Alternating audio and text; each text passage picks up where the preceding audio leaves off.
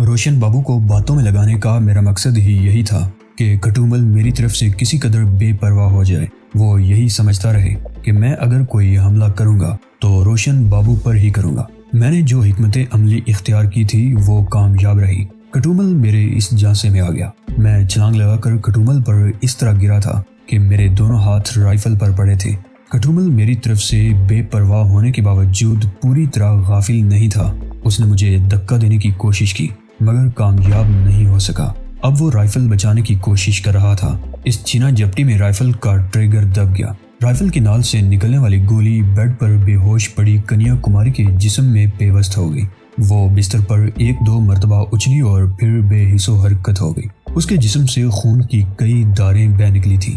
Rifle کی تڑتڑاہٹ کے ساتھ کمرہ رتنا اور سوشیل کی چیخوں سے بھی گونج اٹھا تھا، اور پھر سوشیل نے سنبھلنے کی کوشش کرتے ہوئے اپنے ہاتھ میں پکڑے ہوئے پستول سے مجھ پر گولی چلا دی۔ اب میں اسے کھٹومل کی بدقسمتی ہی کہوں گا کہ سوشیل کے پستول سے نکلی ہوئی گولی اس کی پیشانی میں پیوست ہو گئی۔ اس کی آنکھیں باہر کو ابل پڑی۔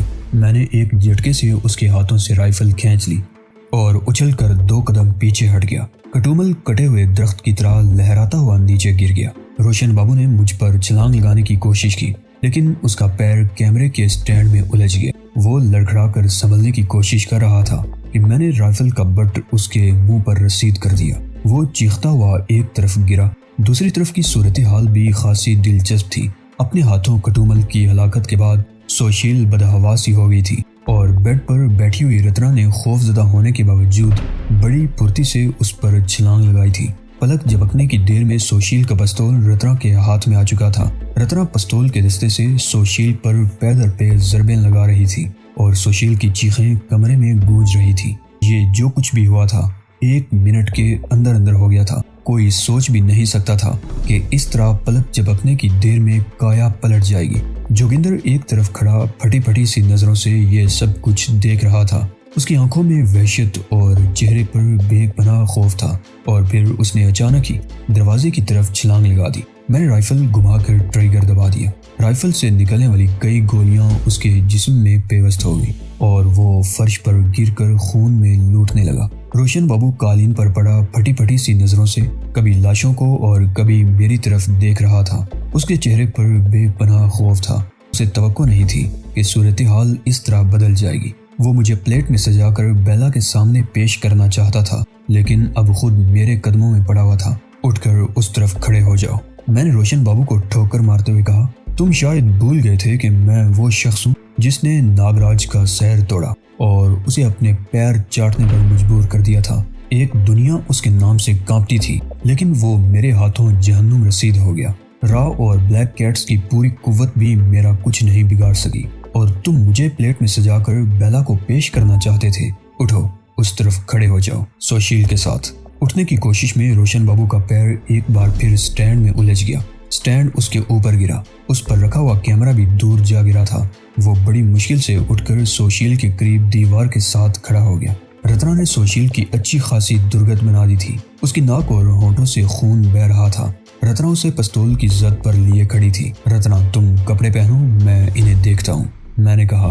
رتنا نے پستول پلنگ پر پھینک دیا اور ایک طرف پڑے ہوئے کپڑے اٹھا کر پہننے لگی۔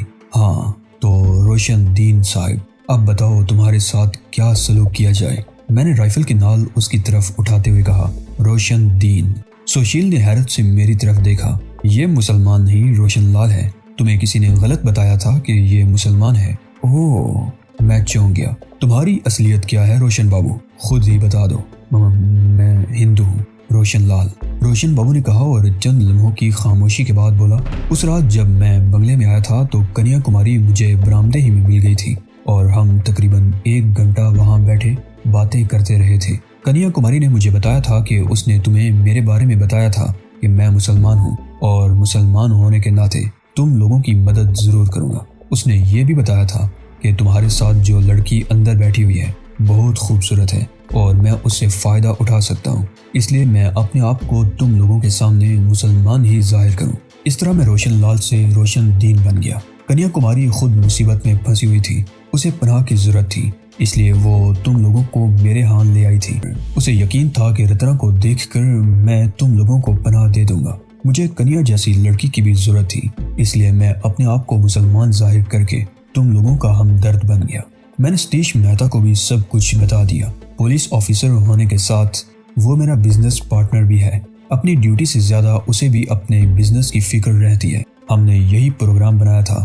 اپنا کام پورا ہو جانے کے بعد ستیش مہتا تم تینوں کو گرفتار کر کے سرکار کے سامنے پیش کر دے گا اور اس طرح اسے سرکار سے انعام اور ترقی بھی مل جائے گی۔ نرگس کون ہے؟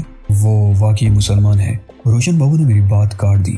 اس نے تم لوگوں کو جو اپنی کہانی سنائی تھی اس میں کچھ بھی جھوٹ نہیں۔ وہ ہمارے ہی گھر میں پلی بڑی ہے۔ ہم بچپن ہی میں ایک دوسرے کو پسند کرنے لگے تھے۔ اس کی شادی جس شخص سے ہوئی تھی وہ واقعی جواری تھا اور اسے بھی جوئے میں ہار گیا تھا، لیکن میں نے اس کی دنائی کر دی اور اس کے چند روز بعد وہ پولیس مقابلے میں مارا گیا اور نرگس مستقل طور پر میرے ساتھ رہنے لگی۔ میرا بزنس بہت اچھا تھا، بالکل صاف ستھرا، کسی قسم کا کوئی ڈر خوف نہیں تھا، مگر بیڑا غرق ہو ستیش مہتا کا۔ اس کی دوستی مجھے مہنگی پڑی۔ اس نے مجھے اس گناونے دھندے پر اکسایا تھا، اسی کی وجہ سے مجھے ذلیل ہونا پڑ رہا ہے۔ ذلیل تو تم ہو ہی رہے ہو، اب تمہیں جان سے بھی ہاتھ دھونا پڑیں گے۔ میں نے کہا نہیں۔ اس کا چہرہ ایک دم پیلا پڑ گیا۔ مجھے زندہ رہنے دو، میں وعدہ کرتا ہوں کہ جہاں کہو گے تمہیں حفاظت سے پہنچا دوں گا۔ اب میں کسی بنیے پر اعتماد نہیں کر سکتا۔ میں نے کہا تم لوگوں پر بھروسہ کرتے کرتے تو میں یہاں تک پہنچا ہوں۔ اگر پہلے ہی دن وعدے پر اعتبار نہ کیا ہوتا آج میں اپنے وطن پہنچ چکا ہوتا۔ رتنا، میں بات کرتے کرتے رتنا کی طرف گھوم گیا۔ وہ پستول اٹھا لو اور میں جملہ مکمل نہیں کر سکا۔ مجھے رتنا کی طرف متوجہ پا کر روشن بابو نے مجھ پر چھلانگ لگا دی تھی، مگر وہ اپنے مقصد میں کامیاب نہیں ہو سکا۔ میں بڑی پھرتی سے ایک طرف ہٹ گیا۔ روشن بابو اپنی ہی جھونک میں لڑکھڑاتا ہوا آگے نکلا تو میں نے اس کے کولوں پر زوردار لات رسید کر دی اور پھر میں نے اسے سنبھلنے کا موقع نہیں دیا۔ میں اس پر لاتیں اور رائفل کے بٹ برساتا رہا۔ اس کی چیخیں کمرے میں گونجتی رہی۔ میں اسے رگیدتا ہوا اس کونے میں لے گیا جہاں سوشیل کھڑی تھر تھر کانپ رہی تھی۔ روشن بابو بمشکل اٹھ کر کھڑا ہو سکا تھا۔ میں نے رائفل سیدھی کر لی۔ اس نے ہاتھ جوڑ دیے تھے اور گگیا کر معافی مانگنے لگا تھا۔ تمہیں زندہ چھوڑ کر ہم اپنے آپ کو دوبارہ موت کے منہ میں نہیں دھکیل سکتے۔ میں نے کہا تمہارا وقت آ گیا ہے، تم دونوں کو ختم کرنا ہی ہوگا۔ میں نے انگلی ٹریگر پر رکھ لی اور اس سے پہلے کہ ان دونوں میں سے کوئی بول سکتا میں نے ٹریگر دبا دیا۔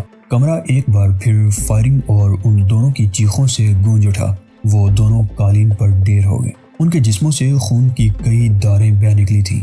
رتنا بھی ان کی تڑپتی ہوئی لاشوں کو دیکھ رہی تھی۔ اس کے چہرے پر بھی صفاقی تھی۔ اب تک کے تجربات نے اسے بھی میری طرح سنگ دل بنا دیا تھا۔ اس بات کو وہ بھی سمجھ گئی تھی کہ اگر خود زندہ رہنا ہے تو دشمن کو ختم کرنا ہوگا۔ چلو رتنا، میں نے اسے بازو سے پکڑتے ہوئے کہا، ہمیں یہاں سے بہت محتاط ہو کر نکلنا ہوگا۔ کمرے میں بار بار فائرنگ ہوتی رہی ہے۔ ہو سکتا ہے کسی قریبی بنگلے کا کوئی مکین آواز سن کر اس طرف آ گیا ہو۔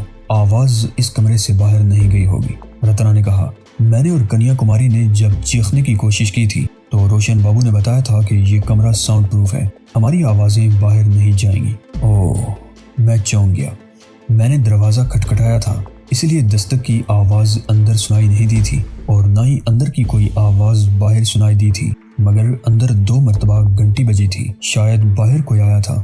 رتنا نے کہا، نہیں، وہ گھنٹی میں نے ہی بجائی تھی، لیکن مجھے اس کی آواز بھی سنائی نہیں دی تھی، اس لیے میں یہی سمجھا تھا کہ دروازے کے اوپر لگے ہوئے بٹن کا تعلق گھنٹی سے نہیں کسی اور چیز سے ہوگا۔ بہرحال اب ہمیں یہاں سے رخصت ہونا چاہیے۔ رتنا نے مڑ کر بیڈ پر پڑی ہوئی گولیوں سے چھلنی کنیا کماری کی برہنہ لاش کی طرف دیکھا، پھر دوسرے بیڈ سے چادر اٹھا کر اس پر ڈال دی اور میرے ساتھ دروازے کی طرف آ گئی۔ میں نے دروازہ کھول کر احتیاطاً پہلے باہر جھانکا اور پھر کمرے سے نکل آیا۔ باہر سناٹا تھا۔ اس وقت رات کے 2 بجنے والے تھے۔ حشرات الارض کی آوازوں کے سوا اور کوئی آواز نہیں تھی۔ میں پورچ میں کھڑی ہوئی گاڑیوں کا جائزہ لینے لگا۔ ایک تو وین تھی جو یہاں آنے سے پہلے بھی وہاں کھڑی تھی، دوسری روشن بابو کی شاندار ایئر کنڈیشنڈ کار تھی۔ میں نے کار کو ترجیح دی اور اس کا معائنہ کرنے لگا۔ یہ جگہ محفوظ سمجھ کر کار کے دروازے بھی کھلے چھوڑ دیے گئے تھے اور اگنیشن میں چابیوں کا گچھا بھی لٹکا ہوا تھا۔ میں نے ڈرائیونگ سائڈ کا دروازہ کھول کر اندر کا جائزہ لیا۔ فیول بتانے والی سوئی بتا رہی تھی کہ بھری ہوئی ٹینکی سے بہت کم پیٹرول استعمال ہوا تھا۔ ڈیش بورڈ کے خانے میں گاڑی کے کاغذات بھی تھے اور چند کرنسی نوٹ بھی رکھے ہوئے تھے۔ اچانک مجھے خیال آ گیا کہ ہمیں رقم کی ضرورت بھی پڑ سکتی تھی۔ میں کار سے باہر آ گیا۔ تم یہیں رکو، میں ابھی آتا ہوں، میں کہتا ہوا دوبارہ اندر آ گیا۔ ساؤنڈ پروف کمرے میں پہنچ کر میں نے روشن بابو کی لاش کو سیدھا کیا اور اس کے لباس کی تلاشی لینے لگا۔ مجھے مایوسی نہیں ہوئی۔ پتلون کی جیب سے برآمد ہونے والی ویلٹ میں 4,500 سے کچھ زائد ہی رقم موجود تھی۔ میں نے رقم نکال کر ویلٹ وہیں پھینک دیا اور باہر آتے ہوئے دوسرے کمرے سے ایک کمبل بھی اٹھا لیا۔ باہر اچھی خاصی سردی ہو رہی تھی اور میرا خیال تھا کہ راستے میں اس کمبل کی ضرورت پڑ سکتی تھی۔ رتنا پیسنجر سیٹ پر بیٹھ چکی تھی۔ اس نے کمبل میرے ہاتھ سے لے کر اپنی ٹانگوں پر پھیلا لیا۔ میں پورچ میں کھڑی ہوئی وین کی طرف آ گیا۔ وین کی پچھلی طرف ایک خالی ڈبہ پڑا ہوا تھا۔ دوسری چیزوں کے ساتھ ربر کی ایک نلکی بھی موجود تھی۔ میں نے وین کی ٹنکی میں نلکی ڈال کر سانس سے پیٹرول کھینچا اور ڈبہ بھرتے ہی نلکی ہٹا دی اور ڈبہ اٹھا کر برآمدے کی طرف بڑھ گیا۔ برآمدے والے دروازے اور دونوں طرف دور تک پیٹرول چھڑک کر میں کچھ پیچھے ہٹ گیا اور دیا سلائی جلا کر اس طرف اچھال دی۔ بگ کی آواز کے ساتھ پیٹرول نے آگ پکڑ لی۔ اس کے ساتھ ہی میں نے کار کی طرف دوڑ لگا دی۔ ڈرائیونگ سیٹ پر بیٹھ کر انجن سٹارٹ کیا اور اسے تیزی سے باہر والے گیٹ کی طرف لیتا چلا گیا۔ گیٹ کے پاس مجھے کار روکنی پڑی۔ نیچے اتر کر گیٹ کھولا اور دوبارہ کار میں آ کر بیٹھ گیا۔ گیٹ سے آگے تقریباً 200 گز تک ڈھلان تھی۔ میں نے کار کی رفتار کم رکھی اور پھر آگے اصلی راستے پر مڑتے ہی میں نے کار کی رفتار بڑھا دی۔ ستیش مہتا نے بتایا تھا کہ پہاڑیوں میں بل کھاتا ہوا یہ راستہ آگے جا کر جے پور کی طرف جانے والے ہائی وے سے جا ملتا ہے۔ اس سڑک پر گھومتے ہی میں نے اور رتنا نے بیک وقت گردن گھما کر دیکھا۔ پیٹرول سے لگائی ہوئی آگ نے فوراً ہی کوٹھی کو لپیٹ میں لے لیا تھا۔ شعلے بتدریج پھیل رہے تھے۔ یہاں آگ بجھانے کے لیے کسی قسم کی امداد ملنے کا سوال ہی پیدا نہیں ہوتا تھا۔ مجھے یقین تھا کہ یہ شاندار بنگلہ صبح تک راکھ کا ڈھیر بن چکا ہوگا اور جب ملبہ ہٹایا جائے گا تو لاشوں کی ہڈیوں کی راکھ بھی ضرور ملے گی۔ آگ کے شعلے بلند ہوتے جا رہے تھے۔ روشنی چاروں طرف پھیل رہی تھی۔ ہم ایک پہاڑی کے گرد گھوم کر دوسری طرف چلے گئے اور جلتا ہوا وہ بنگلہ ہماری نگاہوں سے اوجھل ہو گیا۔ رتنا نے میری رائفل اپنی ٹانگوں کے سامنے رکھ لی تھی اور کمبل کھول کر پوری طرح اپنے اوپر لپیٹ لیا تھا۔ میں نے اچھا ہی کیا تھا جو کمبل اٹھا لایا تھا، کیونکہ اچھی خاصی خنکی ہو گئی تھی۔ سڑک پہاڑیوں میں بل کھاتی جا رہی تھی۔ رتنا خاموش بیٹھی آگے دیکھ رہی تھی۔ تقریباً آدھے گھنٹے بعد ہم جے پور جانے والے ہائی وے پر پہنچ گئے۔ رتنا نے گردن گھما کر دیکھا اور پھر ایک دم چیخ اٹھی، ارے دیکھو! میں نے بھی گردن گھما کر دیکھا۔ خاصی بلندی پر لگتا تھا جیسے آتش فشاں پھٹ پڑا ہو۔ روشن بابو کا بنگلہ پوری طرح آگ کی لپیٹ میں آ چکا تھا اور شعلے آسمان سے باتیں کرتے ہوئے لگ رہے تھے۔ ہائی وے پر مڑتے ہی میں نے کار کی رفتار بڑھا دی۔ سڑک کے دونوں طرف اگرچہ پہاڑیاں تھیں مگر سڑک سیدھی اور ہموار تھی۔ کہیں کوئی موڑ آ جاتا تو مجھے کار کی رفتار کم کرنی پڑتی۔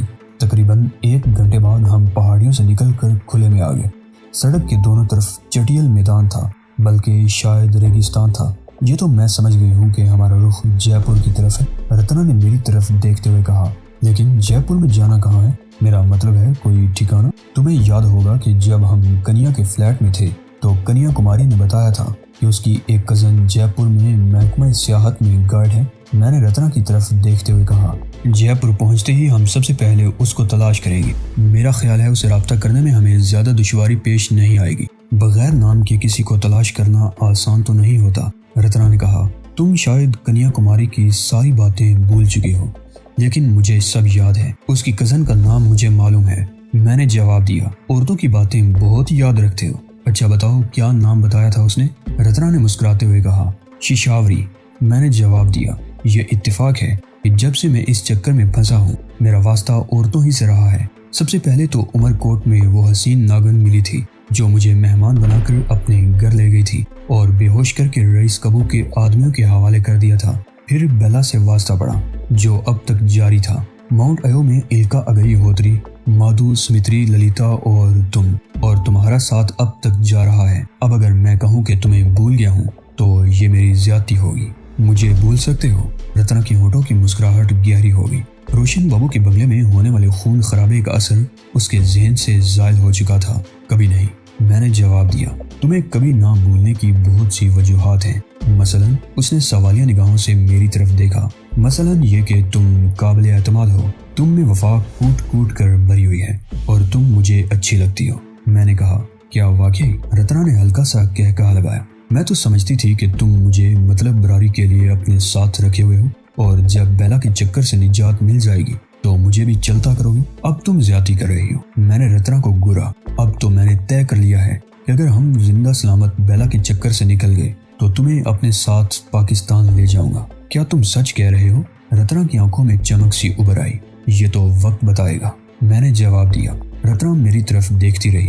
چند لمحے خاموشی میں گزر گئے اور پھر گہرا سانس لیتے ہوئے اس نے سیٹ کی پشت سے ٹیک لگا لی اور کمبل اوپر تک کھینچ لیا۔ جے پور ہم کب تک پہنچیں گے؟ اس نے پوچھا۔ ستیش مہتا نے بتایا تھا کہ تقریباً 4 گھنٹوں کا راستہ ہے۔ ہمیں سفر کرتے ہوئے 1.5 گھنٹہ تو ہو چکا ہے۔ میرے حساب سے صبح ہونے تک ہم جے پور پہنچ جائیں گے، میں نے جواب دیا۔ اور یہ کار؟ اس نے پوچھا۔ یہ کار ہمارے لیے ڈیتھ وارنٹ ہے، اسے ہم ساتھ لے کر نہیں گھوم سکتے، میں نے جواب دیا۔ راستے میں اگر کسی پولیس پارٹی نے معمول کے مطابق چیک کرنے کے لیے روک لیا یا جے پور میں صبح سویرے کسی جگہ روکا گیا تو معاملے کو سنبھالا جا سکتا ہے، لیکن اس کے بعد یہ کار ہمارے لیے واقعی ڈیتھ وارنٹ ثابت ہوگی۔ اس لیے شہر میں داخل ہوتے ہی ہمیں اس سے نجات حاصل کرنی ہوگی۔ میرا خیال ہے صبح بھی ششاوری کو تلاش کرنے تک کار اپنے پاس رکھنے میں کوئی حرج نہیں ہوگا۔ رتنا بولی۔ پاگل ہو گئی ہو کیا؟ میں نے اسے گورا۔ کوٹھی کو لگنے والی آگ دور تک دیکھی گئی ہوگی۔ جھیل کے اطراف میں کاٹیج یا پہاڑیوں پر دوسرے بنگلوں میں رہنے والوں کو صبح سویرے ہی اس آتش زدگی کا پتہ چل جائے گا۔ کوئی نہ کوئی شہر میں پولیس کو بھی اطلاع دے دے گا، یا ہو سکتا ہے صبح ستیش مہتا بھی وہاں آنے کا ارادہ رکھتا ہو۔ بہرحال کسی نہ کسی طرح اسے صبح ہی پتہ چل جائے گا۔ اسے صورتحال کا اندازہ لگانے میں دشواری پیش نہیں آئے گی۔ کار غائب پا کر وہ سمجھ جائے گا کہ ہم جے پور کی طرف ہی گئے ہیں۔ وہ فوراً ٹیلی فون پر جے پور اطلاع کر دے گا اور اس طرح اس کار کی وجہ سے ہم فوراً ہی پکڑے جائیں گے، یعنی بیلا سے ملے بغیر۔ رتنا نے کہا۔ میرے خیال میں بیلا سے ایک الوداعی ملاقات ضروری ہے۔ اگر وہ ہمیں تلاش نہ کر سکی تو ہم اسے تلاش کریں گے۔ تمہارا دماغ تو خراب نہیں ہو گیا؟ میں نے اسے گورا۔ تم شاید بھول گئے ہو کہ چرمپورم سے نکلنے کے بعد پہاڑوں میں بیلا ہمیں کتنی زوردار چپت لگا کر بھاگی تھی۔ رتنا نے کہا۔ اوہ، میرے منہ سے گہرا سانس نکل گیا۔ میرا مطلب وہ سوٹ کیس؟ ہاں، رتنا نے اس بات میں گردن ہلا دی۔ میں وہ سوٹ کیس ہر قیمت پر بیلا سے واپس لینا چاہتی ہوں، میں نے کہا۔ اس طرح ایک نئی جنگ شروع ہو جائے گی اور ہمارے لیے یہاں سے نکلنا مشکل ہو جائے گا۔ ایک بات تم نے بھی اچھی طرح سمجھ لی ہوگی کہ دولت کے بغیر اس دنیا میں زندہ نہیں رہا جا سکتا، رتنا نے کہا۔ اس سوٹ کیس میں اتنی دولت ہے کہ ہمیں زندگی بھر کچھ کرنے کی ضرورت نہیں رہے گی، اس لیے ٹھیک ہے، میں نے اس کی بات کاٹ دی۔ جے پور کی صورتحال کا جائزہ لے کر ہی کوئی فیصلہ کیا جائے گا۔ اس مرتبہ رتنا نے کوئی جواب نہیں دیا۔ کار تیز رفتاری سے محدود اور سیدھی سڑک پر دوڑتی رہی۔ ہمیں سفر کرتے ہوئے تقریباً 2.5 گھنٹے ہو چکے تھے۔ سامنے بہت دور پھیلی ہوئی روشنیاں نظر آ رہی تھی۔ وہ جے پور کی ہرگز نہیں ہو سکتی تھی، کوئی بڑا قصبہ یا شہر تھا۔ روشنیاں بتدریج قریب آتی جا رہی تھی۔ وہ رات کا آخری پہر تھا۔ شہر پر سناٹا طاری تھا۔ البتہ شہر میں داخل ہوتے ہی چند کتے بھونکتے ہوئے ہمارے پیچھے لگ گئے۔ انہوں نے کچھ دور تک ہمارا تعاقب کیا اور پھر شاید تھک کر رک گئے تھے۔